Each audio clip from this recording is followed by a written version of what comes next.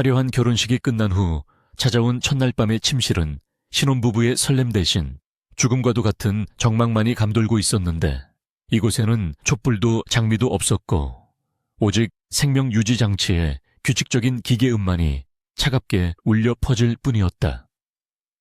윤세아는 방 한가운데 놓인 거대한 침대 곁에 멍하니 앉아 있었고, 그녀의 몸을 감싼 순백의 웨딩드레스는 칠흑 같은 어둠 속에서 유령처럼 창백하게 빛나며 주위에 음울한 분위기와 기괴한 대조를 이루고 있었다.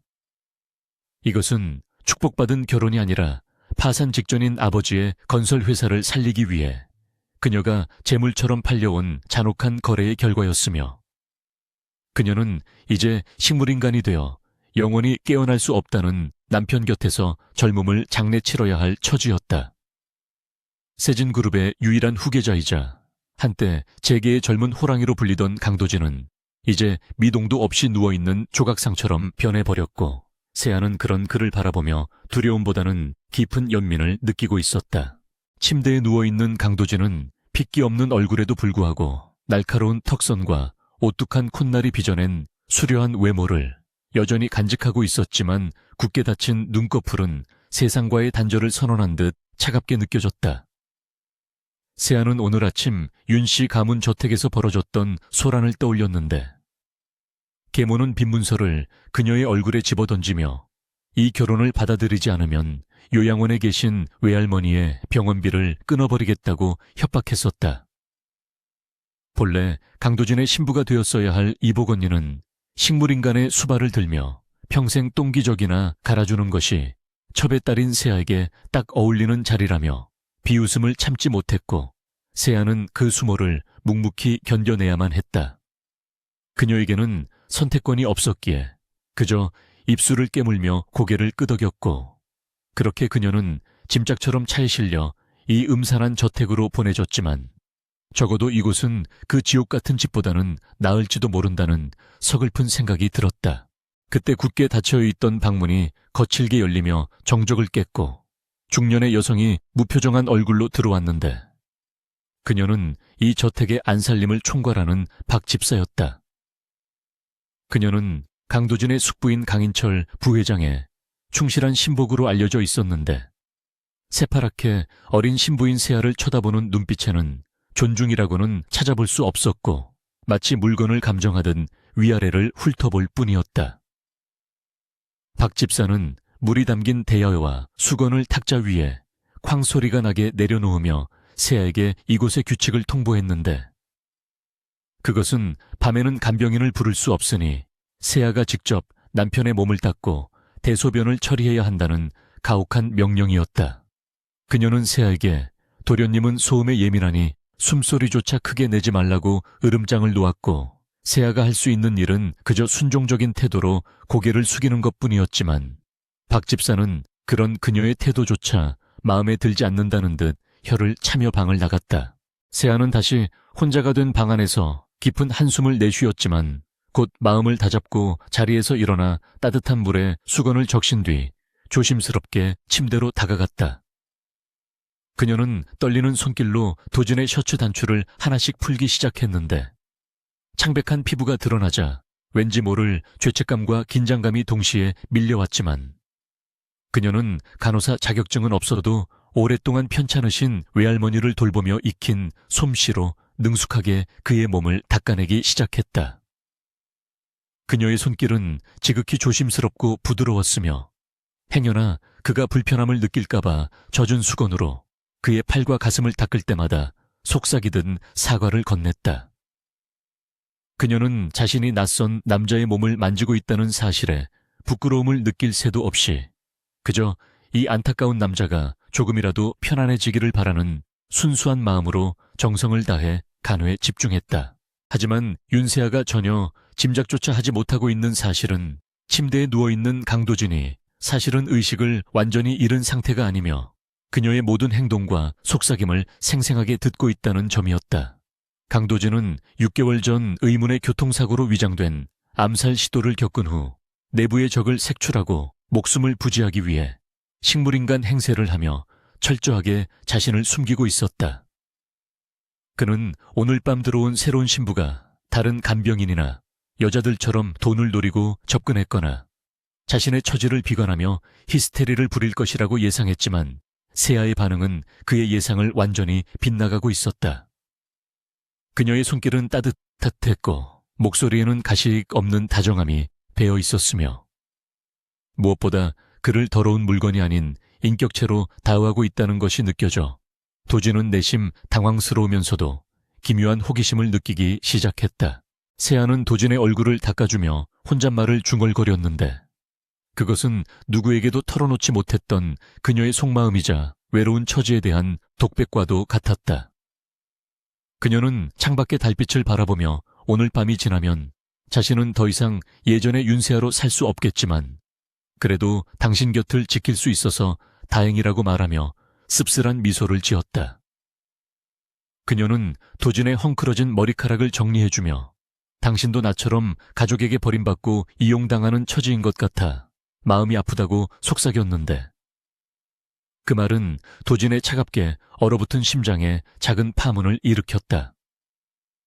그는 지금까지 수많은 사람들이 자신의 병상 앞을 오가며 권력과 돈에 대한 탐욕스러운 이야기만을 나누는 것을 들어왔기에 세아의 순수하고도 슬픈 고백은 그에게 신선한 충격으로 다가왔고 그는 자신도 모르게 그녀의 이야기에 귀를 기울이게 되었다. 시간이 흘러 새벽이 깊어지자 긴장과 피로가 한꺼번에 몰려온 세아는 쏟아지는 잠을 이기지 못하고 침대 한 구석에 엎드려 쪽잠을 청하게 되었다. 그녀는 혹시라도 도진에게 응급 상황이 발생할까봐 그의 손을 살며시 잡은 채 잠들었는데 그 조그마한 온기는 도진에게 생경하면서도 잊고 있었던 인간의 따스함을 상기시켜 주었다. 도진은 그녀가 깊은 잠에 빠진 것을 확인하고 아주 조심스럽게 눈을 떴는데 어둠 속에서 마주한 그녀의 얼굴은 생각보다 훨씬 앳되고 지쳐 보여서 묘한 보호 본능을 자극했다. 그는 자신의 손을 잡고 있는 그녀의 손을 뿌리칠 수도 있었지만 왠지 모르게 그러고 싶지 않았고 대신 그는 이 정체불명의 여자가 숙부가 보낸 스파이인지 아니면 정말로 우연히 희생양으로 들어온 것인지 파악하기 위해 그녀를 조금 더 곁에 두고 지켜보기로 결심했다.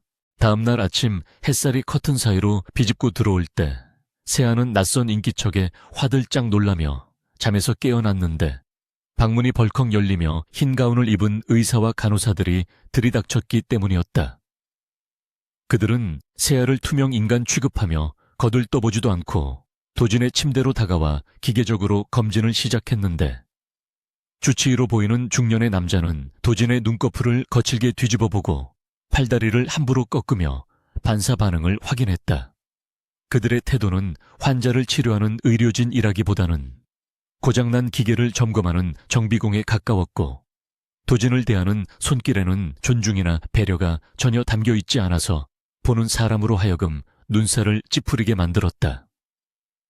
간호사들은 자기들끼리 킥킥거리며 어제 세아의 드레스가 촌스러웠다느니 하는 잡담을 나누었고 세아는 모욕감과 분노가 치밀어 올라 주먹을 꽉 쥐었다. 주치의위시 이가 도진의 가슴을 청진기로 세게 누르며 건성으로 차트를 넘기자 도진의 미간이 아주 미세하게 찌푸려지는 것을 예리한 세아는 놓치지 않았다. 그녀는 더 이상 참을 수 없다는 듯 자리에서 벌떡 일어나 의사의 앞을 가로막으며 환자에게 좀 더 정중하게 대해달라고 단호하게 요구했다. 그녀의 돌발 행동에 의사와 간호사들은 하던 일을 멈추고 어이없다는 표정으로 그녀를 쳐다보았는데 주치의는 안경을 고쳤으며 당신이 의사라도 되느냐고 비꼬았다. 그는 강 회장님의 지시로 특별 채용된 자신이 고작 팔려온 신부 따위에게 지적을 받을 이유는 없다며 썩 비키라고 소리쳤지만 세아는 물러서지 않고 똑바로 그의 눈을 응시했다. 세아는 떨리는 목소리지만 또렷하게 자신이 간밤에 도진의 상태를 기록한 노트를 들어보이며 당신들이 검진할 때마다 환자의 심박수가 비정상적으로 상승하고 근육 경직도가 높아지는 것을 확인했다고 반박했다. 그녀는 만약 지금 당장 태도를 고치지 않고 계속해서 환자를 물건 취급한다면 해외에 계신 명예 회장님께 직접 연락하여 의료진 교체를 건의하겠다고 초강수를 두었다. 명예회장이라는 단어가 나오자 거만하던 주치의의 얼굴이 사색이 되었는데 강인철 부회장이 실권을 쥐고 있다고는 하나 그룹의 진짜 주인인 명예회장의 권위는 여전히 절대적이었기 때문이었다. 침대에 누워 모든 상황을 듣고 있던 강도진은 속으로 쾌재를 부르며 이 당돌하고 용감한 여자에게 흥미를 느끼지 않을 수 없었고 어쩌면 그녀가 자신의 복수극의 가장 완벽한 파트너가 될지도 모른다는 예감을 하게 되었다. 그 일이 있은 후 몇 주라는 시간이 흘렀고 윤세아는 이 숨막히는 저택의 일상에 점차 적응해가고 있었지만 그 적응이라는 것은 결코 평온함을 의미하는 것이 아니었다. 강도진이 누워있는 별차에는 본체와 철저히 격리되어 있었고 곳곳에 배치된 보안 요원들과 감시 카메라는 환자의 안전을 위해서라기보다는 마치 죄수를 감시하는 교도소의 시스템처럼 느껴졌다. 세아는 매일 아침 눈을 뜰 때마다 자신이 거대한 음모의 소용돌이 한가운데에 던져졌음을 실감했고 그녀가 할 수 있는 일은 그저 묵묵히 식물인간인 남편의 곁을 지키며 그림자처럼 숨죽여 지내는 것뿐이었다. 하지만 그녀의 예민한 관찰력은 이 완벽해 보이는 감옥에도 틈이 존재하며 그 틈새로 비릿한 악의가 스며들고 있다는 사실을 포착해내고 있었다. 가장 큰 문제는 바로 강도진을 담당하는 간호사들의 태만과 직무유기였는데 그들은 박 집사가 자리를 비우거나 감시가 소홀해지는 틈을 타서 환자를 방치하기 일쑤였다. 그들은 도진의 기저귀를 제때 갈아주지 않아 피부 발진이 생기게 하거나 영양 공급 튜브에 세척을 게을리하는 등 의료인으로서의 기본조차 지키지 않았고 심지어 병실 구석에 모여 앉아 스마트폰 게임을 하거나 잡담을 나누며 시간을 때우기도 했다. 세아는 그들의 불성실함에 몇 번이나 항의했지만 그때마다 그들은 사모님은 아무것도 모르니 가만히 계시라며 그녀를 무시했고 박 집사 또한 그녀의 말보다는 전문 의료진의 의견을 더 신뢰하는 척하며 묵살해버렸다. 결국 세아는 자신이 직접 나서지 않으면 남편이 이대로 서서히 말라 죽어갈지도 모른다는 위기감을 느꼈고 간호사들이 자리를 비우는 야간 시간을 이용해 도진을 돌보기 시작했다. 그러던 어느 날 세아는 도진에게 투여되는 약물 중 일부가 처방전과 미세하게 다른 색깔을 띠고 있다는 것을 발견하게 되었는데 그것은 평소보다 더 탁하고 짙은 녹색이었다. 의심이 든 그녀는 몰래 약병을 빼돌려 인터넷으로 성분을 검색해보려 했으나 라벨이 교묘하게 훼손되어 있어 정확한 정보를 알 수 없었고 이것이 단순한 비타민제가 아님을 직감했다. 그녀는 혹시나 하는 마음에 그 약물을 도진에게 투여하지 않고 화초화분에 버리기 시작했고 대신 그에게 물과 영양제를 섞어 공급하며 상태를 지켜보기로 결심했다. 놀랍게도 며칠이 지나자 도진의 창백했던 안색이 조금씩 돌아오고 빳뻣뻣하게 굳어있던 근육이 미세하게 이완되는 듯한 변화가 감지되었는데 이는 그녀의 의심이 틀리지 않았음을 증명하는 증거였다. 침대에 누워있던 강도진은 자신의 몸에서 일어나는 변화를 누구보다 예민하게 느끼고 있었는데 그동안 자신을 끊임없이 짓누르던 무기력증과 몽롱함이 서서히 걷히고 정신이 맑아지는 것을 깨달았다. 그는 새로 들어온 아내가 자신에게 투여되는 정체불명의 약물을 차단하고 있다는 사실을 알아챘고 그녀가 단순히 돈을 보고 팔려온 여자가 아니라 무언가 다른 목적이나 신념을 가진 존재일지도 모른다고 생각했다. 밤마다 그녀가 따뜻한 수건으로 자신의 몸을 닦아주고 근육이 굳지 않도록 마사지를 해줄 때마다 그는 그녀의 손끝에서 전해지는 진심 어린 걱정과 온기를 느꼈고 이는 얼어붙었던 그의 마음을 조금씩 녹이고 있었다. 그는 여전히 눈을 감고 있었지만 그의 모든 감각은 세아의 일거수일투족을 쫓고 있었고 이제는 그녀가 곁에 없을 때면 불안감을 느낄 정도로 그녀에게 의지하게 되었다. 폭우가 쏟아지던 어느 날 밤 천둥소리가 요란하게 울리며 저택의 창문을 때렸고 간호사들은 날씨를 핑계로 일찍 퇴근해버려 넓은 병실에는 세아와 도진 단둘만이 남게 되었다. 빗소리가 거세질수록 병실 안의 고립감은 더욱 깊어졌고 세아는 불안한 마음에 도진의 곁에 바짝 붙어 앉아 그의 손을 잡고 천을 나누었다. 그녀는 오늘따라 유난히 외로움을 느꼈는데 밖에서 들려오는 천둥 소리가 마치 아버지의 고함 소리나 계모의 독설처럼 들려와 과거의 상처를 후벼 파는 것 같았기 때문이었다. 그녀는 도진의 얼굴을 바라보며 나직한 목소리로 자신의 이야기를 꺼내기 시작했는데 그것은 누구에게도 말하지 못했던 미술에 대한 꿈과 그것이 좌절되었을 때의 절망감에 대한 고백이었다. 세아는 눈가에 맺힌 눈물을 닦으며 도진의 가슴에 머리를 기대고 속삭였는데 그녀는 당신이나 나나 이 거대한 감옥에 갇힌 새와 다를 바가 없다며 자조적인 한숨을 내쉬었다. 그녀는 만약 당신이 깨어난다면 우리는 이 지옥 같은 곳에서 함께 도망칠 수 있을까 하는 부질없는 상상을 해본다고 말하며 그의 심장 박동 소리에 귀를 기울였다.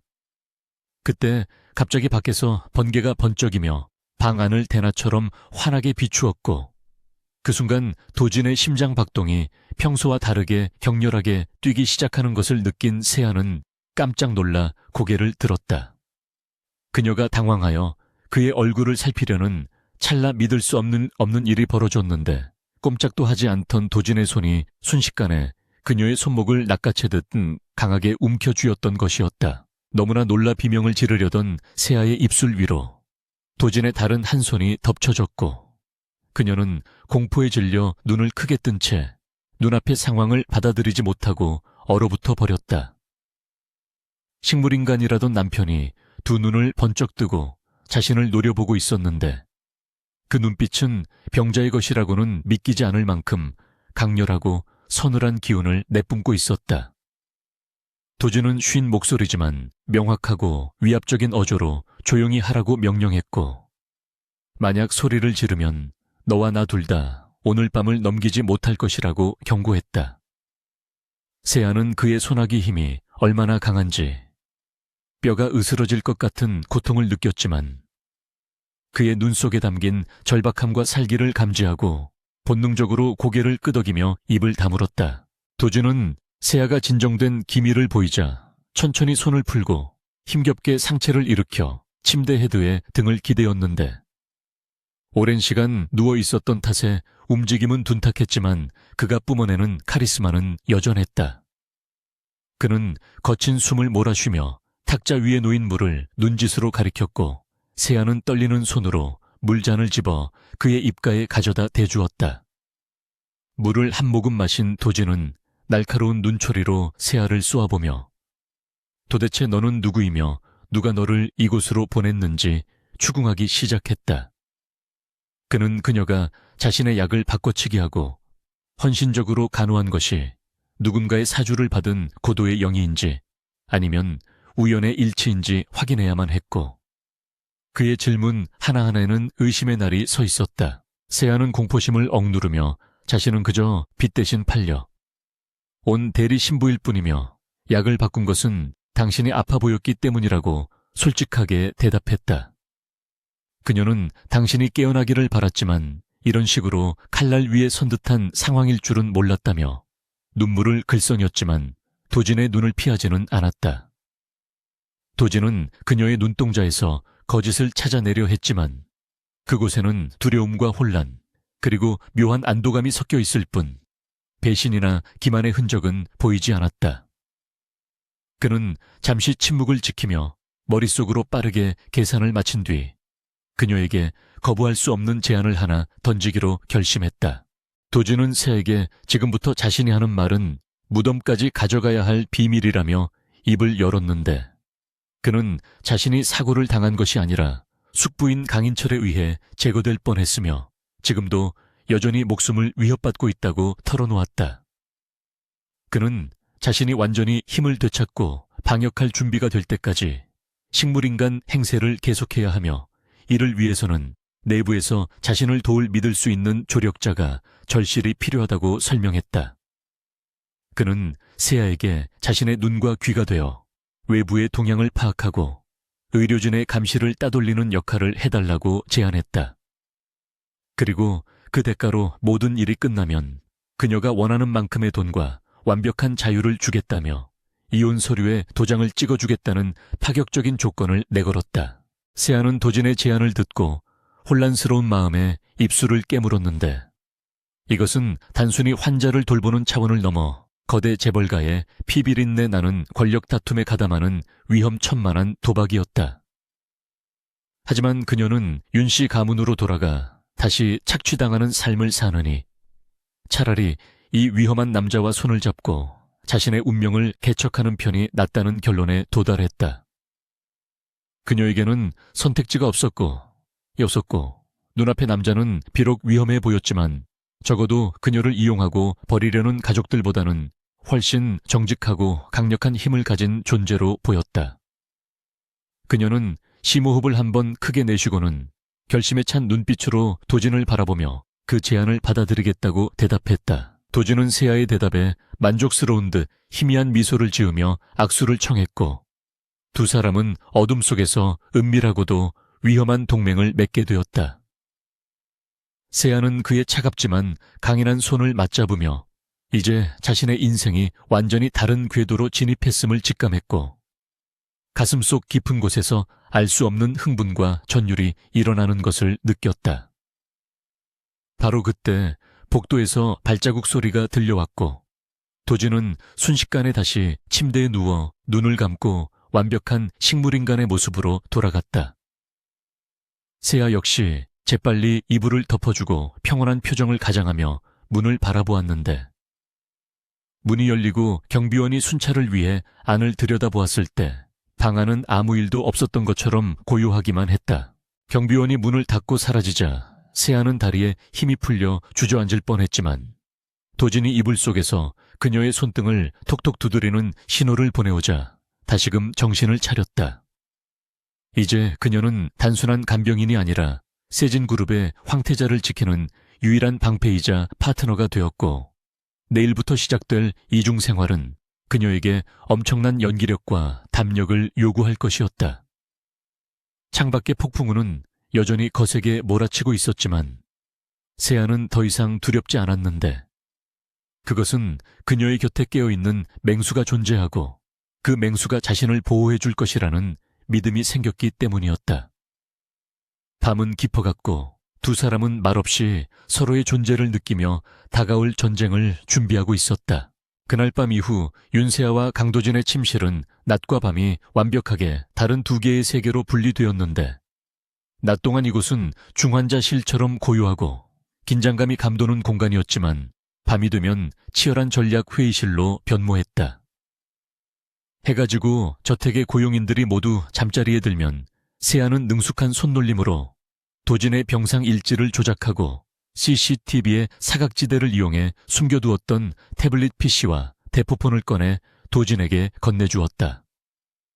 도진은 침대 헤드에 기대 앉아 빠른 속도로 그동안 밀린 회사 내부의 기밀 문서를 검토하고 주식시장의 동향을 파악하며 방역의 시나리오를 짜내려 갔는데 그의 눈빛은 사냥감을 노리는 맹수처럼 번뜩였다. 세아는 그런 도진의 곁에서 그가 지시하는 자료를 정리하거나 타이핑을 치는 비서 역할을 수행했고 때로는 장시간 누워있어 굳어버린 그의 어깨와 다리를 주무르며 재활을 도왔다. 두 사람은 마치 오랫동안 호흡을 맞춰온 파트너처럼 완벽한 조화를 이루었고 이 은밀한 공범자 의식은 두 사람 사이에 묘한 유대감을 형성하고 있었다. 도진의 재활 훈련은 매일 밤 강도를 높여가며 진행되었는데 세아는 땀을 흘리며 괴로워하는 도진을 부축하고 격려하며 그의 손과 발이 되어주었다. 처음에는 단순히 근육의 위축을 막기 위한 마사지로 시작했지만 이제는 도진이 침대 난간을 잡고 스스로 일어서는 연습을 할 정도로 상태가 호전되고 있었다. 세아는 도진의 다리 근육을 풀어주기 위해 허벅지 안쪽 깊숙한 곳까지 손을 넣어 마사지하곤 했는데 그때마다 도진의 몸이 움찔하며 긴장하는 것이 느껴졌지만 그녀는 짐짓 모른 척하며 치료에만 집중하려 애썼다.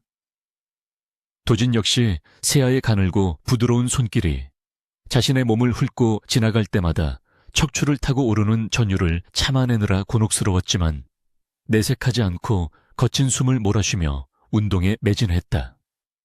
이 과정에서 두 사람 사이에는 말로는 설명할 수 없는 에로틱한 긴장감이 흐르기 시작했고 서로의 천과 숨결을 나누는 시간이 길어질수록 감정의 골도 깊어져만 갔다.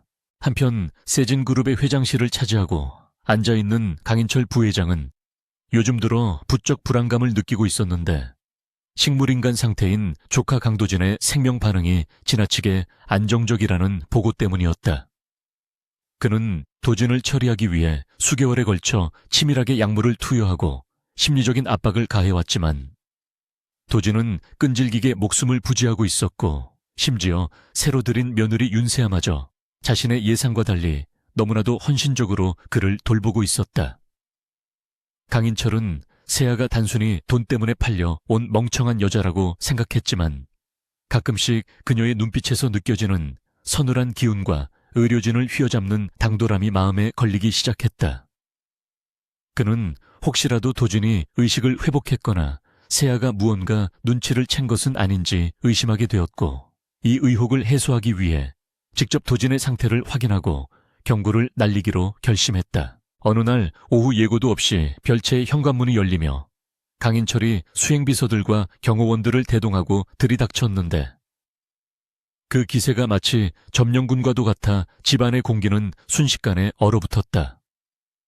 세아는 도진에게 급히 눈짓을 보내 그가 완벽한 무의식 상태로 돌아가도록 신호를 보냈고 자신은 놀란 표정을 지으며 현관으로 달려나가 시숙을 맞이했다. 강인철은 세아의 인사를 받는 둥 마는 둥 하며 구두를 신은 채로 성큼성큼 침실로 들어왔고 흙 묻은 신발이 깨끗한 카펫을 더럽히는 것을 보며 세아는 모욕감을 느꼈지만 꾹 참아내야 했다. 그는 침대에 누워있는 도진을 내려다보며 혀를 차더니 가증스러운 목소리로 조카의 안부를 물었지만 그의 눈은 도진의 미세한 움직임 하나라도 놓치지 않으려는 듯이 번들거리고 있었다. 강인철은 도진의 뺨을 톡톡 치며 반응을 살피더니 갑자기 의료용 핀셋을 집어들고 도진의 손가락 끝을 강하게 꼬집었는데 이는 통각 반응을 확인한다는 명목이었지만 사실상 고문에 가까운 행위였다. 끔찍한 고통이 손가락을 뚫고 들어왔지만 도진은 초인적인 인내심을 발휘하여 미동조차 하지 않았고 호흡 하나 흐트러지지 않는 완벽한 연기를 선보였다. 하지만 옆에서 이를 지켜보던 세아는 도진이 느낄 고통이 전해져 오는 것 같아 가슴이 찢어질 듯 아팠고 더 이상 참지 못하고 강인철의 팔을 붙잡아 제지했다. 그녀는 의료진도 아니신 부회장님께서 이렇게 비전문적이고 가학적인 검사를 하시는 것은 환자에게 치명적일 수 있다며 당장 멈춰달라고 소리쳤지만 강인철은 거칠게 그녀를 밀쳐내며 바닥으로 넘어뜨렸다. 바닥에 넘어진 세아는 무릎이 까져 피가 배어 나왔지만 아랑곳하지 않고 다시 일어나 강인철 앞을 막아서며 도끼 어린 눈으로 그를 노려보았다. 그녀는 만약 도진 씨 몸에 상처 하나라도 남는다면 이 모든 사실을 사진으로 찍어 언론과 주주들에게 공개할 것이며 학대 혐의로 고소도 불사하겠다고 으름장을 놓았다. 그녀의 예상치 못한 방역에 강인철은 잠시 당황한 듯 했지만 곧 비릿한 웃음을 흘리며 주제 파악도 못하는 것이 제법이라며 비꼬았다. 그는 오늘은 이만 물러가겠지만 조만간 도진의 연명치료 중단에 관한 이사회가 열릴 것이니 그때도 그렇게 당당할 수 있는지 두고 보자는 말을 남기고 유유히 방을 빠져나갔다. 폭풍이 휩쓸고 지나간 듯한 방 안에는 다시 정적만이 남았지만 세아의 심장은 분노와 두려움으로 미친 듯이 뛰고 있었다. 강인철 일당이 완전히 사라진 것을 확인한 도진은 그제야 참고 있던 숨을 토해내며 눈을 떴는데 그의 입에는 식은땀이 송골송골 맺혀 있었고 핀셋에 찔린 손가락에서는 붉은 피가 방울져 떨어지고 있었다. 세아는 황급히 구급상자를 가져와 도진의 상처를 소독하고 붕대를 감아주며 눈물을 뚝뚝 흘렸는데 그것은 도진이 겪어야 했던 고통에 대한 연민이자 자신의 무력함에 대한 자책이었다. 도준은 울고 있는 세아의 뺨을 어설프게나마 자신의 손으로 닦아주며 오히려 그녀의 다친 무릎을 걱정했고 자신 때문에 험한 꼴을 당하게 해서 미안하다고 사과했다. 그는 방금 전 세아가 자신을 보호하기 위해 보여주었던 용기는 그 어떤 보디가드보다 든든했으며 그녀가 아니었다면 오늘 정체가 발각되어 죽음을 면치 못했을 것이라고 진심으로 고마워했다. 그날 밤 두 사람은 서로의 상처를 보듬으며 그 어느 때보다 깊은 대화를 나누었는데 도진은 자신이 왜 강인철에게 쫓기게 되었는지에 대한 과거의 진실을 털어놓았다. 그것은 도진의 부모님이 의문의 사고로 돌아가신 후 강인철이 회사를 장악하기 위해 벌여온 온갖 비리와 불법 행위들에 관한 추악한 기록들이었다. 도진은 부모님의 복수를 하고 회사를 바로잡기 위해 증거를 수집하던 중 사고를 당하게 된 것이라며 이제는 더 이상 물러설 곳이 없다고 고백했다. 세아는 그의 이야기를 들으며 그가 짊어진 삶의 무게가 얼마나 무거운지 깨달았고 이제 이 싸움은 단순히 계약 관계를 넘어 자신이 지켜야 할 사람을 위한 정의로운 투쟁이 되었음을 인식했다. 그녀는 도진의 손을 꼭 잡으며 당신이 왕좌를 되찾는 그날까지 절대 곁을 떠나지 않겠다고 맹세했고 도진은 그녀를 끌어당겨 품에 안았다. 다음 날부터 두 사람의 방역 준비는 더욱 치밀하고 과감해졌는데 도진은 강인철이 추진하고 있는 신도시 개발 프로젝트에 치명적인 결함이 있다는 정보를 입수하고 이를 역이용할 계획을 세웠다. 그는 세에게 프로젝트의 자금 흐름을 추적할 수 있는 암호화된 USB를 건네며 이것을 강인철의 경쟁 상대이자 중립적인 입장을 고수하고 있는 최이색에 전달하라는 위험한 임무를 맡겼다. 이것은 자칫하면 세아의 목숨이 위험해질 수도 있는 일이었지만 도진은 현재 자신이 믿을 수 있는 사람은 오직 그녀뿐이라며 간곡히 부탁했다. 세아는 두려움을 삼키며 그 USB를 핸드백 깊숙한 곳에 숨겼고 평범한 외출을 가장하여 호랑이 굴로 들어가는 심정으로 저택을 나섰다. 세아는 백화점에 쇼핑을 하러 가는 척하며 감시자들을 따돌리고 약속 장소인 호텔 카페 화장실에서 청소부로 위장한 정보원에게 무사히 USB를 전달하는 데 성공했다. 그녀가 작전을 마치고 돌아오는 차 안에서 심장이 터질 듯한 긴장감을 느끼고 있을 때 도진에게서 문자가 도착했는데 그것은 수고했다는 짧은 메시지와 함께 저녁에 맛있는 것을 시켜 먹자는 평범한 내용이었다. 하지만 그 평범한 한 줄의 문자가 세아에게는 그 어떤 포상보다 달콤하게 느껴졌고 그녀는 차창 밖으로 스쳐 지나가는 풍경을 바라보며 희미한 미소를 지었다. 이제 주사위는 던져졌고 강인철이 자신만만하게 준비한 이사회는 그의 몰락을 알리는 서막이 될 것이라는 확신이 들었다. 며칠 후 강인철은 긴급 이사회를 소집하여 강도진의 건강 악화를 이유로 경영권 박탈과 대표이사 해임안을 상정하겠다는 공문을 발송했다. 그는 이미 주요 이사들을 매수해 놓았기에 승리를 확신하고 있었지만 도진과 세아가 준비한 반전 카드가 무엇인지는 꿈에도 상상하지 못하고 있었다. 도진은 병실에서 양복을 차려입은 자신의 모습을 거울에 비춰보며 넥타이를 매만졌고 세아는 그런 그의 뒤에서 재킷을 입혀주며 결의에 찬 표정으로 거울 속에 그와 눈을 맞추었다. 비록 도진은 아직 휠체어 신세를 져야 했고 공식적으로는 식물인간 상태여야 했기에 이번 이사회에는 세아가 그의 대리인 자격으로 참석하여 전장을 지휘해야만 했다. 세아는 떨리는 손을 주먹 쥐며 자신에게 주어진 막중한 책임을 되새겼고 도진은 그런 그녀의 어깨를 감싸쥐며 당신이라면 충분히 해낼 수 있다고 용기를 불어넣어 주었다. 운명의 날 아침이 밝아오자 창밖에는 무겁게 내려앉은 먹구름이 도시를 뒤덮고 있었고 금방이라도 폭우가 쏟아질 듯한 습한 공기가 저택 안으로 스며들고 있었다. 윤세아는 전신 거울 앞에 서서 자신의 모습을 비춰보았는데 거울 속의 여자는 더 이상 낡은 카디건을 걸친 채 눈치를 보던 하녀 같은 존재가 아니었다. 그녀는 강도진이 비밀리에 준비해준 짙은 남색의 정장을 입고 있었는데 몸에 딱 맞게 재단된 슈트는 그녀의 가녀린 체구를 단단하게 감싸주며 마치 전장에 나가는 장수의 갑옷과도 같은 비장함을 더해주고 있었다. 그녀는 떨리는 손으로 머리카락을 단정하게 묶어 올리고 옅은 화장으로 창백한 안색을 감추며 심호흡을 반복했지만 가슴속 깊은 곳에서 치밀어 오르는 공포심은 쉽게 가라앉지 않았다.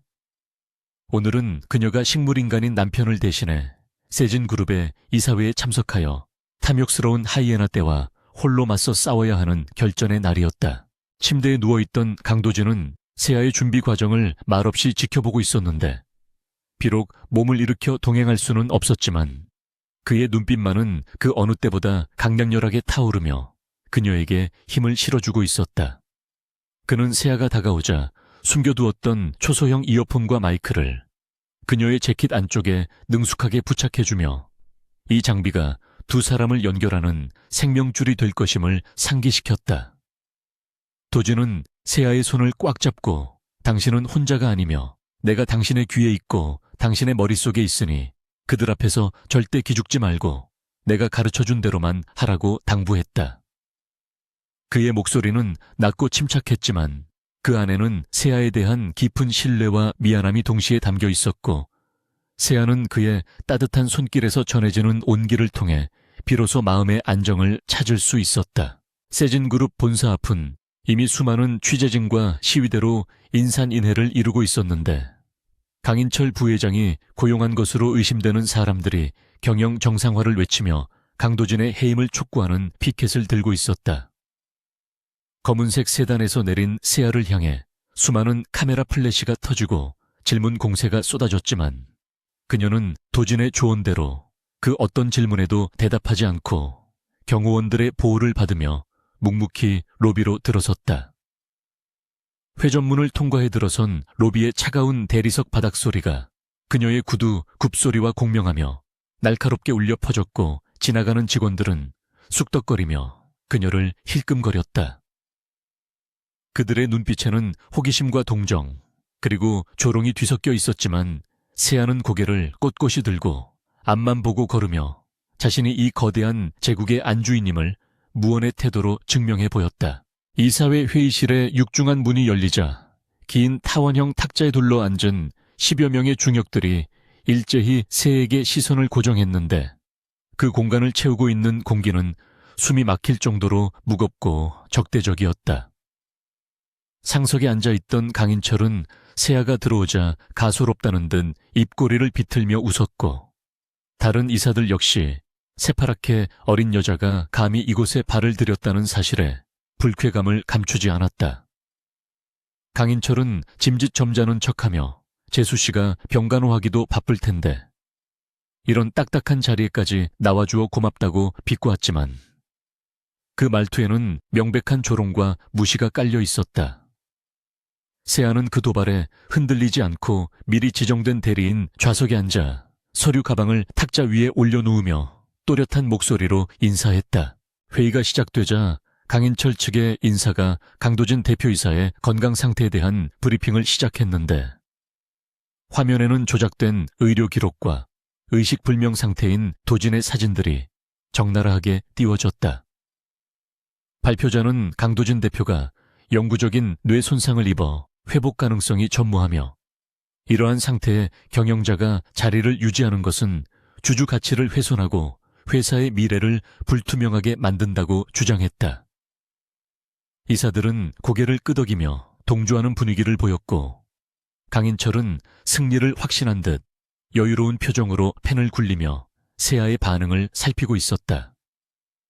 이어 속전속결로 강도진의 해임안에 대한 표결을 진행하려 하자 세아는 재킷 안쪽의 이어폰을 통해 들려오는 도진의 지시에 따라 손을 번쩍 들고 발언권을 요청했다.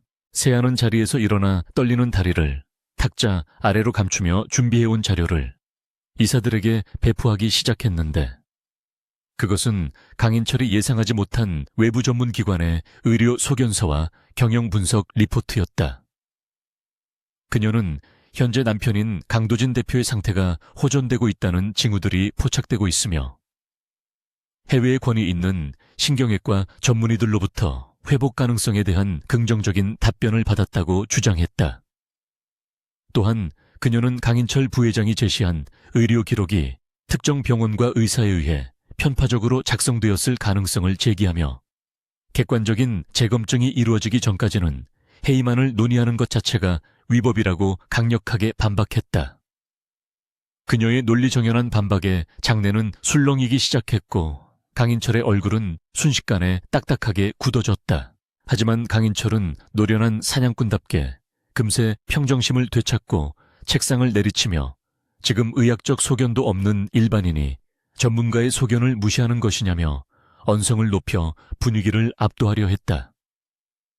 그는 회사가 위기 상황인데 언제 깨어날지 모르는 환자에게 목을 매는 것은 감상적인 집착일 뿐이라며 이사들에게 현실을 직시할 것을 종용했다. 이사들은 강인철의 위세에 눌려 다시 웅성거리기 시작했고 분위기는 다시금 강인철 쪽으로 기우는 듯 보였다. 이때 세아의 이어폰으로 도진의 차갑고도 날카로운 목소리가 들려왔는데 그것은 바로 지금이 회심의 카드를 꺼내 들어야 할 타이밍이라는 신호였다. 세아는 숨을 고른 뒤 다시 한번 입을 열어 이번에는 도진의 건강 문제가 아닌 강인철 부회장의 경영 능력에 대한 의문을 제기하기 시작했다. 그녀는 최근 강 부회장이 주도한 신도시 개발 사업과 해외 리조트 인수건에서 막대한 손실이 발생할 위험이 있다는 내부 감사 자료를 공개하며 구체적인 수치와 데이터를 들이댔다.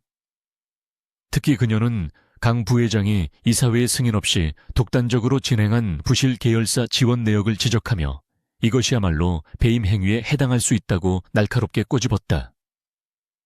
이 자료들은 도진이 밤새 분석하여 찾아낸 강인철의 치명적인 약점들이었고 세아의 입을 통해 폭로되자 회의실은 그야말로 충격의 도가니에 빠졌다. 중립을 지키고 있던 최 이사를 비롯한 몇몇 이사들은 세아가 제시한 자료를 꼼꼼히 훑어보며 심각한 표정으로 귓속말을 나누기 시작했고 강인철을 지지하던 세력조차 당혹감을 감추지 못했다. 강인철은 얼굴이 불그락푸르락해져서 세아에게 지금 무슨 근거로 그런 헛소리를 하느냐며 고소하겠다고 길길이 날뛰었지만 이미 신뢰에 금이 가기 시작한 상황을 되돌리기에는 역부족이었다. 세아는 흔들림 없는 눈빛으로 강인철을 응시하며 만약 남편이 해임된다면 이 모든 자료를 언론과 금융감독원에 정식으로 제보하여 철저한 수사를 요청하겠다고 최후 통첩을 날렸다. 그것은 너 죽고 나 죽자는 식의 벼랑 끝 전술이었지만 잃을 게 없는 사람만이 보여줄 수 있는 서늘한 기기가 서려 있었다. 결국 진행된 표결에서 최 이사가 강도진 대표의 해임안은 시기상조이며 추가적인 검증이 필요하다는 의견을 내며 반대표를 던졌고 이에 동조한 몇몇 이사들이 가세하면서 해임안은 과반수 미달로 부결되었다. 의사봉이 두드려지는 순간 강인철은 분노를 참지 못하고 들고 있던 서류 뭉치를 바닥에 집어던지며 욕설을 내뱉었고 회의실은 아수라장이 되었다. 세아는 다리에 힘이 풀려 주저앉고 싶은 충동을 간신히 억누르며 짐을 챙겨 당당하게 회의실을 빠져나왔는데 등 뒤에서 느껴지는 강인철의 살기 어린 시선이 비수처럼 꽂히는 것 같았다. 그녀는 엘리베이터에 타자마자 거울에 비친 자신의 창백한 얼굴을 보며 안도의 한숨을 내쉬었지만 손은 여전히 덜덜 떨리고 있었다. 건물을 빠져나와 대기하고 있던 채 올라탄 세아는 긴장이 풀리며 온몸에 식은땀이 흐르는 것을 느꼈지만 이어폰 너머로 들려오는 도진의 목소리가 그녀를 위로했다. 도진은 정말 잘했다며 당신이 나를 살렸고 오늘 보여준 모습은 그 어떤 경영자보다 훌륭했다고 진심 어린 칭찬을 아끼지 않았다. 차가 출발하고 저택으로 돌아가는 길에 세아는 창밖을 바라보며 자신이 오늘 거대한 괴물의 발목을 잡았다는 사실에 전율을 느꼈지만 동시에 이제는 돌이킬 수 없는 전쟁이 시작되었다는 두려움도 엄습했다. 강인철은 결코 이대로 물러설 위인이 아니었고 오늘 당한 수모를 갚아주기 위해 더욱 잔혹하고 비열한 방법을 동원할 것이 분명했기 때문이었다. 한편 텅 빈 회의실에 홀로 남은 강인철은 붉게 충혈된 눈으로 창밖을 내려다보며 이를 갈고 있었는데 그의 머릿속에는 오직 윤세아라는 눈엣 가시를 어떻게 제거할 것인가에 대한 생각뿐이었다. 그는 비서실장을 호출하여 은밀한 지시를 내렸는데 그것은 사고를 위장하여 세아를 납치하고 도진의 보호자 권한을 강제로 양도받는 계획이었다. 그는 더 이상 합법적인 방법이나 절차 따위는 중요하지 않았고 자신의 앞길을 막는 것은 조카든 조카 며느리든 가리지 않고 짓밟아 버리겠다는 광기에 사로잡혀 있었다. 그는 어둠 속에서 흉측하게 일그러진 미소를 지으며 윤세아의 이름을 씹어 뱉듯 중얼거렸는데 그것은 죽음의 선고와도 같았다. 저택에 도착한 세아는 별채로 뛰어들어가듯 들어와 도진의 품에 안겼고 도진은 침대에서 상체를 일으켜 그녀를 꽉 끌어안아 주었다. 두 사람은 한동안 말없이 서로의 심장 소리를 확인하며 살아있음을 실감했고 오늘 거둔 승리의 기쁨을 나누었지만 그 기쁨 뒤에는 짙은 그림자가 드리워져 있었다. 도진은 세아의 등을 토닥이며 이제부터가 진짜 위험한 싸움이 될 것이니 한시도 경계를 늦추지 말아야 한다고 경고했고 세아는 그의 가슴에 얼굴을 묻은 채 고개를 끄덕였다. 창밖에는 어느새 억수 같은 비가 쏟아지기 시작했고 천둥 번개가 번쩍이며 다가올 폭풍우를 예고하고 있었는데 이 저택의 평화는 시한폭탄과도 같이 위태로워 보였다. 이사회의 참패 이후 벼랑 끝에 몰린 강인철 부회장은 이성을 잃고 폭주하기 시작했는데 그는 정상적인 방법으로는 도저히 조카 부부를 이길 수 없다는 사실을 뼈저리게 깨달았기 때문이었다. 그는 어둠이 짙게 깔린 강남의 한 고급 요정, 밀실에서 윤세아의 계모인 최미자를 비밀리에 만났는데 두 사람 사이에는 탐욕과 악의로 뭉친 검은 거래가 오고 가고 있었다. 강인철은 최미자에게 거액의 현금 가방과 계열사 지분양도 각서를 내밀며 윤세아를 자신의 소나기에 넣을 수 있도록 협조해달라고 제안했고 돈에 눈이 먼 최미자는 일말의 망설임도 없이 그 제안을 받아들였다. 그녀에게 의붓딸인 세아는 돈을 벌어다 주는 도구에 불과했기에 강인철이 세아를 납치하든 협박하든 상관하지 않았으며 오직 자신의 손에 들어올 막대한 부에만 관심이 쏠려 있었다. 두 사람은 축배를 들며 파묘를 향해 질주하는 공모를 마쳤고 그들의 비열한 계획은 폭풍우 치는 밤처럼 음산하게 시작되고 있었다. 다음 날 오후 윤세아는 별채에서 도진의 다리를 마사지하며 평온한 시간을 보내고 있었는데 갑자기 울리는 휴대전화 벨소리가 그 평화를 산산조각 냈다. 발신자는 요양원에 계신 외할머니의 담당 간호사라고 자신을 소개했는데 다급하고 울먹이는 목소리로 할머니께서 갑작스러운 심정지로 위독한 상태이며 당장 오지 않으면 임종을 지키지 못할 수도 있다고 전했다. 세아는 머릿속이 하얗게 변하며 이성적인 판단을 할 겨를도 없이 자리를 박차고 일어났고 도진이 무언가 이상함을 감지하고 그녀를 잡으려 했지만 그녀는 이미 방문을 열고 뛰쳐나가고 있었다. 도진은 침대에서 그녀의 뒷모습을 바라보며 불길한 예감에 사로잡혔고 즉시 자신의 비밀 경호팀에게 연락하여 세아의 위치를 추적하고 신변을 확보하라고 지시했지만 폭우로 인한 교통체증과 전파 방해로 인해 추적은 쉽지 않았다. 세아는 택시를 잡아타고 요양원을 향해 질주했는데 빗줄기가 앞이 보이지 않을 정도로 거세게 유리창을 때리고 있었고 그녀의 심장은 불안감으로 터질 듯이 요동치고 있었다. 그런데 택시기사가 내비게이션에 표시된 경로를 무시하고 인적이 드문 외곽 도로로 핸들을 꺾기 시작하자 세아는 그제야 무언가 잘못되었음을 직감하고 차를 세워달라고 소리쳤다. 하지만 운전석에 앉아있던 남자는 섬뜩한 미소를 지으며 도어 잠금 장치를 작동시켰고 뒷좌석 밑에서 숨어있던 또 다른 괴한이 튀어나와 손수건으로 세아의 입과 코를 틀어막았다. 강한 약품 냄새가 코를 찌르며 의식이 흐려지는 와중에도 세아는 필사적으로 저항하며 도진의 이름을 부르짖었지만 결국 그녀는 깊은 어둠 속으로 빨려 들어가며 정신을 잃고 말았다. 한편 저택의 상황실에서 모니터를 응시하던 강도준은 세아의 휴대전화 신호가 요양원이 아닌 경기도 외곽의 폐공장 지대에서 멈춘 것을 확인하고 분노로 차갑게 타올랐다. 그는 더 이상 식물인간 행세를 하며 침대에 누워 있을 수 없다고 판단했고 자신의 안위를 위해 아내를 희생시킬 수는 없다는 결단을 내렸다. 도준은 침대에서 벌떡 일어나 굳어있던 관절을 풀며 드레스룸으로 걸어 들어갔고 그동안 숨겨두었던 방탄조끼와 특수 제작된 무기들을 챙겨 몸에 장착했다. 그가 완벽한 슈트 차림으로 별채의 거실로 걸어 나오자 마침 점검을 위해 들어오던 의료진과 박 집사는 두 눈을 의심하며 마치 귀신이라도 본 듯 비명을 지르고 주저앉았다. 도진은 공포에 질린 그들을 싸늘하게 내려다보며 오늘 본 것을 입 밖으로 내는 순간 쥐도 새도 모르게 사라지게 될 것이라고 낮게 으르렁거린 뒤 빗속으로 걸어나갔다.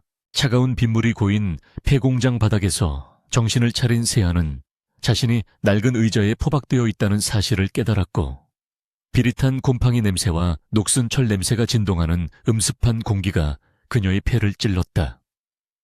희미한 전등 불빛 아래로 익숙한 얼굴들이 드러났는데 의자에 거만하게 앉아 담배를 피우고 있는 강인철과 그 옆에서 불안한 듯 손톱을 물어뜯고 있는 계모 최미자의 모습이었다. 세아는 배신감에 치를 떨며 최미자를 향해 어떻게 할머니의 목숨을 담보로 이런 짓을 꾸밀 수 있냐고 소리쳤지만 최미자는 오히려 뻔뻔한 얼굴로 네가 주제넘게 굴지만 않았어도 이런 일은 없었을 것이라며 적반하장의 태도를 보였다. 강인철은 킬킬거리며 다가와 세아의 머리채를 잡고 흔들며 책상 위에 놓인 서류에 지장을 찍으라고 강요했는데 그것은 도진의 모든 권한을 강인철에게 위임한다는 내용의 불법 각서였다. 세아는 입안이 터져 피비린내가 나는 상황에서도 강인철의 눈을 똑바로 쳐다보며 그 더러운 종이에 지장을 찍느니 차라리 혀를 깨물고 죽겠다고 독서를 퍼부었다. 그녀의 완강한 저항에 격분한 강인철은 손을 들어 세아의 뺨을 세차게 내리쳤고 세아는 고개가 돌아가며 귀가 멍해지는 충격을 받았지만 신음소리 하나 내지 않고 버텼다. 강인철은 부하들에게 그녀를 본보기로 손가락 하나를 부러뜨리라고 지시했고 건장한 사내들이 세아에게 다가와 그녀의 가녀린 손을 억지로 펴서 테이블 위에 올려놓았다.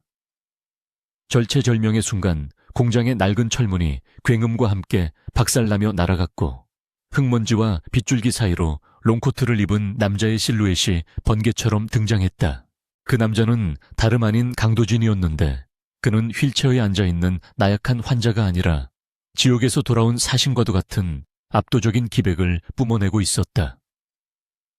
강인철과 그의 부하들은 두 다리로 멀쩡하게 서 있는 도진의 모습을 보고 경악을 금치 못했고 그들이 당황하는 틈을 타 도진은 순식간에 거리를 좁혀 들어왔다.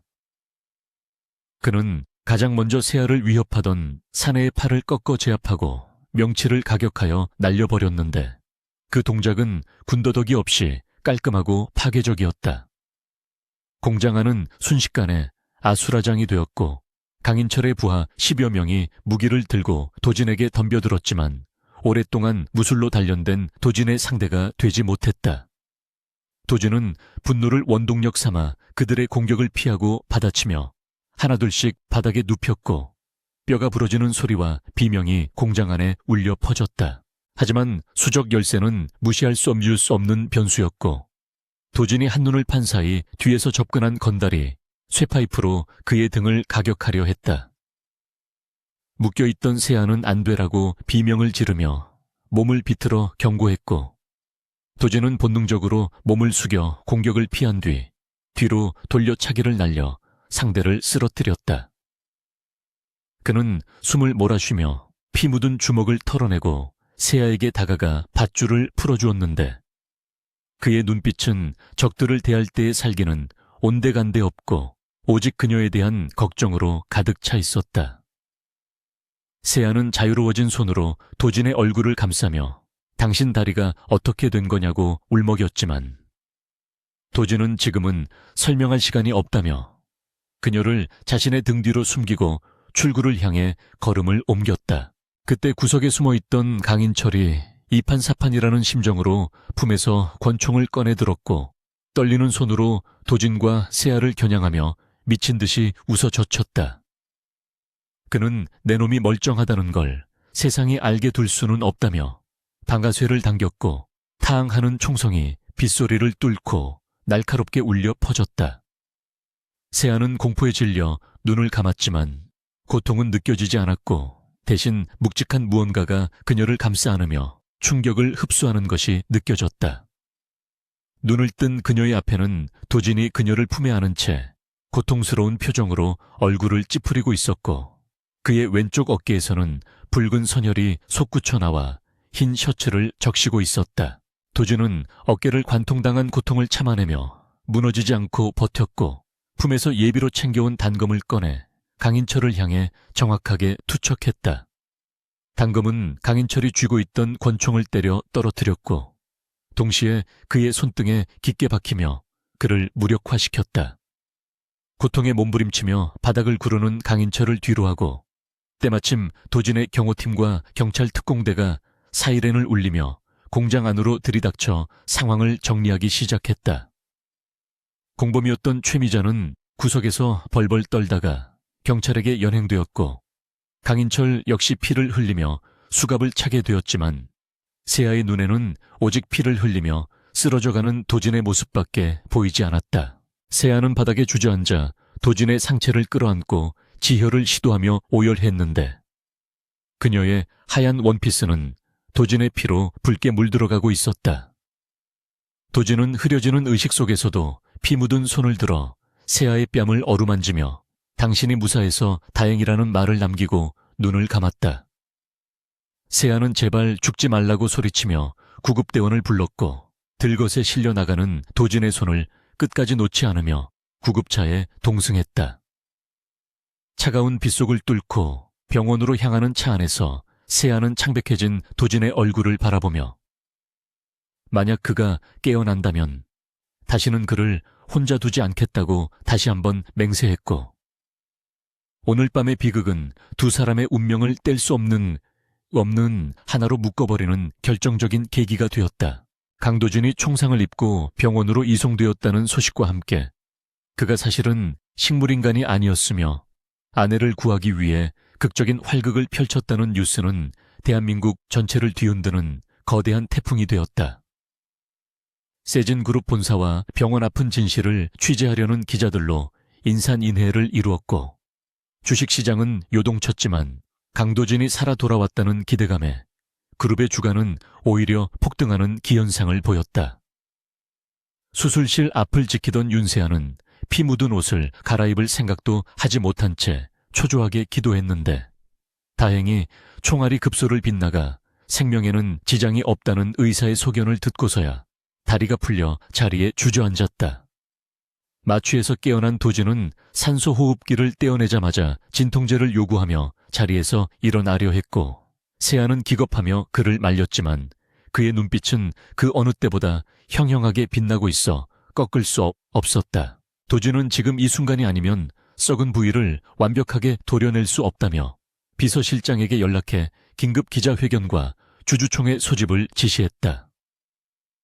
그는 병원복 대신 비서가 가져온 깔끔한 검은색 슈트로 갈아입었는데 한쪽 팔은 붕대를 감고 고정해야 했지만 그 모습조차 부상을 입고 귀환한 전쟁 영웅 같은 카리스마를 풍겼다. 세아는 그런 도진의 넥타이를 메어주며 눈물을 삼켰고 당신이 쓰러지면 내가 업고서라도 나오겠다는 비장한 각오로 그의 곁을 지키기로 결심했다. 두 사람은 수많은 경호원의 호의를 받으며 병원 로비를 빠져나갔고 플래시 세례가 쏟아지는 가운데 도진은 보란듯이 세아의 손을 꼭 잡고 걸으며 그녀가 자신의 유일한 반려자이자 구원자임을 세상에 공표했다. 세진그룹 대강당에는 긴장한 표정의 임원들과 주주들 그리고 수백 명의 취재진이 숨죽여 기다리고 있었는데 강인철 라인에 섰던 배신자들은 사색이 되어 손을 떨고 있었다. 단상 뒤쪽에 문이 열리고 강도진이 윤세아와 함께 등장하자 장내는 일순간 정적에 휩싸였고 뚜벅거리는 구두 소리만이 공기를 갈랐다. 도진은 단상에 올라 마이크를 잡고 침착하지만 힘있는 목소리로 지난 6개월간의 식물인간 행세가 내부의 적을 속이기 위한 불가피한 선택이었음을 고백했다. 그는 자신의 목숨을 노린 교통사고의 배후와 회사를 사유화하려 했던 강인철 부회장의 범죄 행각이 담긴 결정적인 증거 영상과 녹취록을 대형 스크린에 띄웠고 적나라한 진실 앞에 장내는 충격과 경악으로 술렁거렸다. 공개된 영상 속에는 강인철이 청부업자에게 도진의 암살을 사주하는 내용과 윤세아의 계모인 최미자와 결탁하여 납치를 모의하는 장면이 고스란히 담겨 있었다. 도진은 분노에 찬 눈빛으로 객석에 앉아있는 강인철의 잔당들을 하나하나 지목하며 그들이 저지른 횡령과 배임 혐의를 낱낱이 폭로했다. 미리 대기하고 있던 검찰 수사관들이 회의장에 들이닥쳐 혐의가 확인된 이사들을 현장에서 체포해 끌고 나가자 회의장은 순식간에 아비규환이 되었다.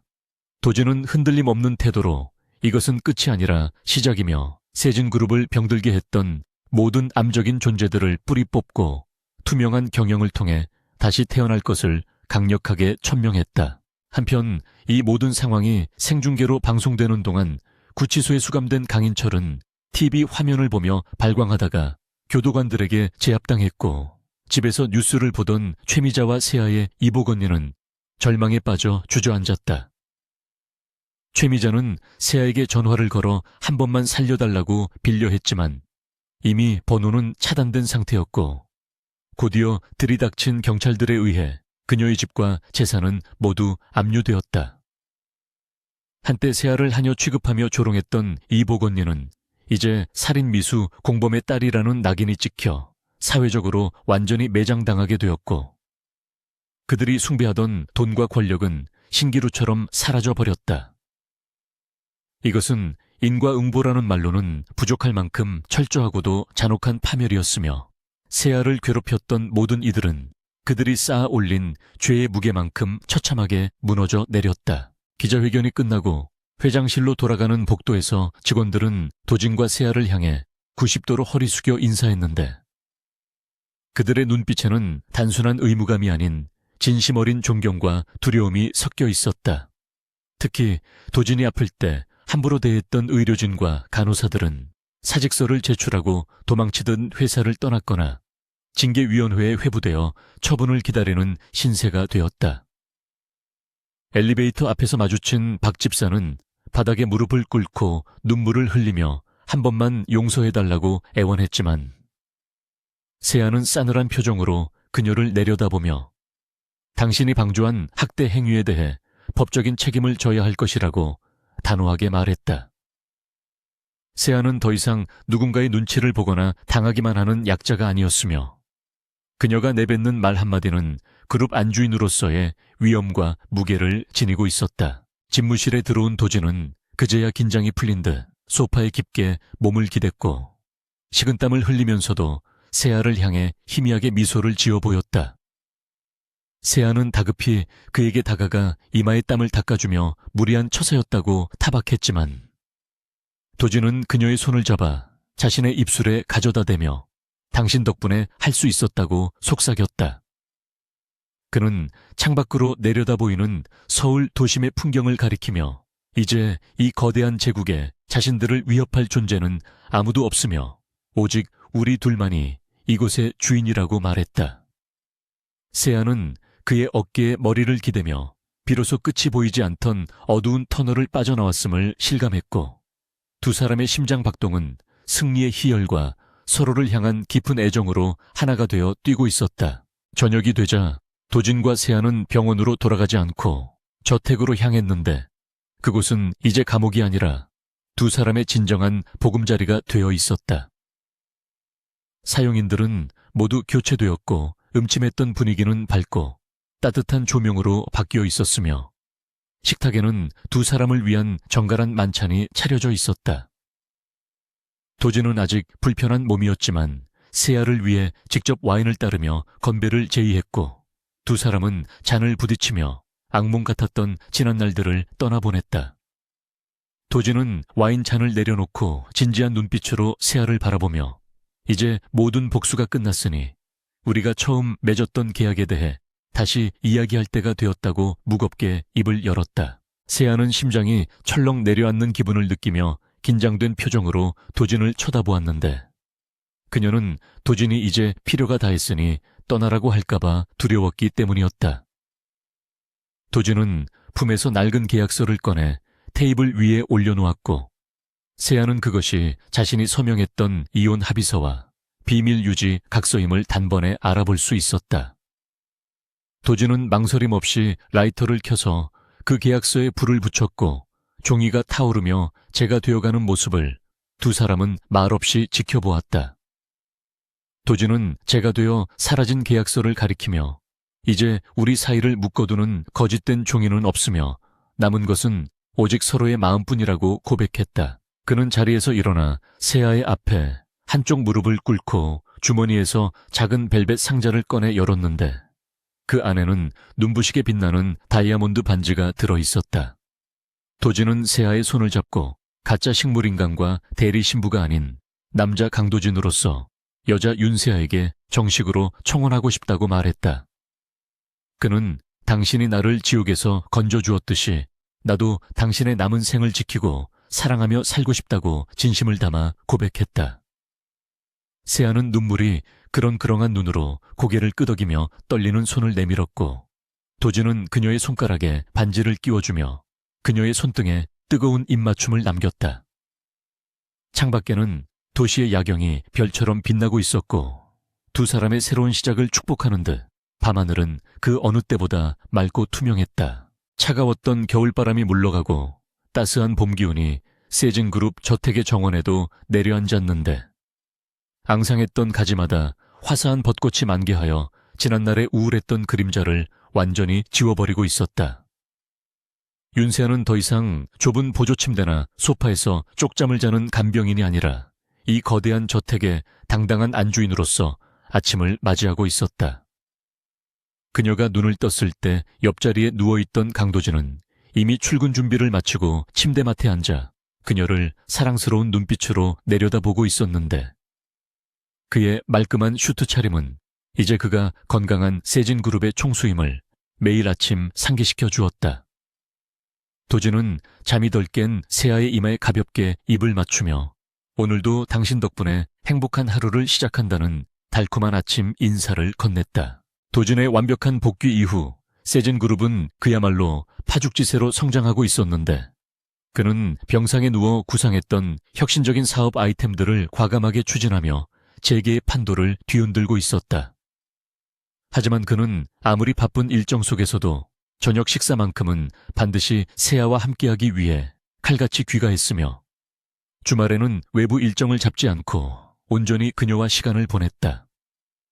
그는 세아에게 과거에 포기해야 했던 미술 공부를 다시 시작할 수 있도록 저택 내에 최고급 화실을 마련해 주었고 유학 준비도 전폭적으로 지원해 주었다. 세아는 도진의 든든한 외조 덕분에 잃어버렸던 꿈을 다시 펼치게 되었고 캔버스 앞에 앉아 붓을 들 때마다 자신이 얼마나 큰 사랑을 받고 있는지 실감하며 행복한 미소를 지을 수 있었다. 한편 그들의 행복과는 대조적으로 악행을 저질렀던 이들의 말로는 비참하기 그지없었는데 강인철은 배임 횡령 및 살인 미수교사 혐의로 무기징역을 선고받고 차가운 독방에 수감되었다. 그는 감옥 안에서도 여전히 자신의 죄를 뉘우치지 않고 언젠가 복귀할 것이라는 망상에 빠져 고함을 지르다가 다른 수감자들에게 집단 구타를 당해 병신 신세가 되었다는 소문이 들려왔다. 최미자와 이복 언니는 빚더미에 앉아 달동네 쪽방촌을 전전하며 하루하루 끼니를 걱정하는 처지로 전락했고 가끔 방송국에 제보하여 돈을 뜯어내려 했지만 이미 여론은 그들에게 등을 돌린 지 오래였다. 세아는 그들의 소식을 전해 듣고도 더 이상 분노하거나 동요하지 않았는데 그들은 이제 그녀의 인생에서 스쳐 지나가는 먼지 같은 존재들일 뿐이었기 때문이었다. 가장 기쁜 소식은 세아의 외할머니가 도진의 극진한 보살핌 덕분에 건강을 되찾고 최고급 요양병원의 VIP 병동에서 편안한 노후를 보내게 된 것이었다. 도진은 바쁜 와중에도 일주일에 한 번씩은 꼭 세아와 함께 할머니를 찾아뵙고 친손자처럼 살갑게 굴었는데 그 모습은 무뚝뚝한 CEO의 이미지와는 전혀 다른 반전 매력이었다. 할머니는 도진의 손을 잡고 우리 세아를 지옥에서 꺼내줘서 고맙다고 눈물을 흘리셨고 도진은 오히려 세아가 자신을 어둠 속에서 구해준 생명의 은인이라며 겸손하게 대답했다. 세아는 두 사람의 다정한 모습을 바라보며 자신이 그토록 원했던 진정한 가족의 따뜻함을 느꼈고 이 평화로운 일상이 깨지지 않기를 간절히 기도했다. 계절이 무르익어 녹음이 짙어질 무렵 두 사람은 세간의 이목이 집중된 가운데 정식으로 결혼식을 올리기로 했는데 이것은 과거의 강압적이고 초라했던 혼례를 지우고 서로의 사랑을 세상에 공표하는 성대한 축제였다. 결혼식장은 국내 최고급 호텔의 야외 정원에서 진행되었고 정재계의 거물들과 유명 인사들이 하객으로 참석하여 인산인해를 이루었다. 순백의 웨딩드레스를 입은 세아는 마치 동화 속 공주님처럼 눈부시게 아름다웠고 그녀가 버진 로드 입구에 섰을 때 하객들 사이에서는 감탄사가 터져나왔다. 도진은 턱시도를 입고 당당하게 서서 그녀를 기다리고 있었는데 두 다리로 굳건하게 서 있는 그의 모습은 그 자체로 기적이자 승리의 상징처럼 보였다. 세아가 아버지의 손이 아닌 도진의 에스코트를 받으며 꽃길을 걸어갈 때 그녀의 머릿속에는 지난날의 기억들이 주마등처럼 스쳐 지나갔다. 기계음 소리만 가득했던 차가운 병실과 공포에 떨며 그를 닦아주던 밤들, 그리고 빗속에서 서로를 지키기 위해 피 흘리며 싸웠던 순간들이 떠올라 눈시울이 붉어졌다. 도진은 그런 그녀의 마음을 읽은 듯 따뜻한 손길로 그녀의 손을 꽉 잡으며 안심시켜 주었고 두 사람은 주례 앞에서 검은 머리가 팥뿌리가 될 때까지 서로를 사랑하고 존중하겠노라고 맹세했다.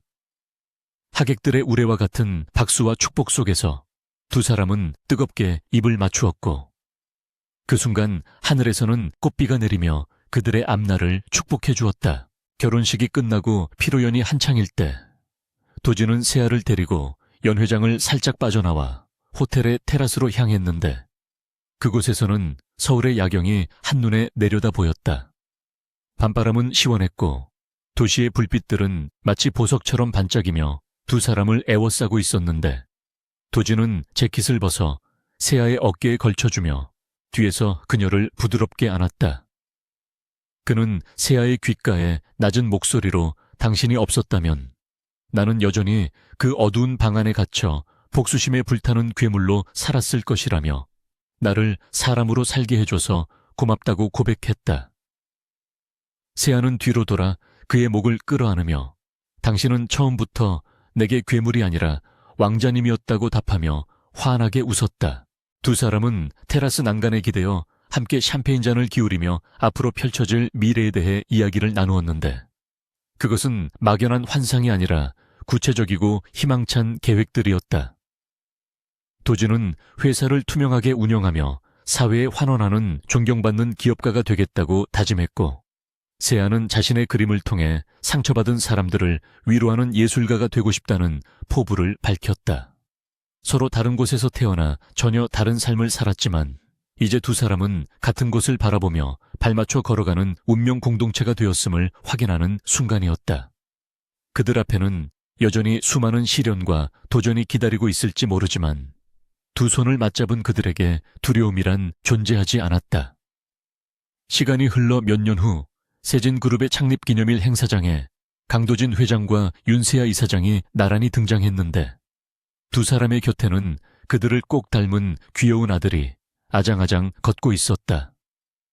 카메라는 그 단란하고 완벽한 가족의 모습을 담기 위해 쉴 새 없이 플래시를 터뜨렸고 도진은 익숙하게 아들을 한 팔로 안아들고 세아의 허리를 감싸며 기자들을 향해 여유로운 미소를 지어 보였다. 한때 식물인간 행세를 하며 죽음을 기다리던 남자는 이제 대한민국을 움직이는 거목이 되었고 팔려가듯 시집왔던 신데렐라는 그 거목을 지탱하는 단단한 대지가 되어 있었다. 이것은 억지로 맺어진 인연이 만들어낸 가장 극적이고 아름다운 사랑의 결실이었으며 그들의 전설은 오래도록 사람들의 입에 오르내리며 찬란하게 빛날 것이었다.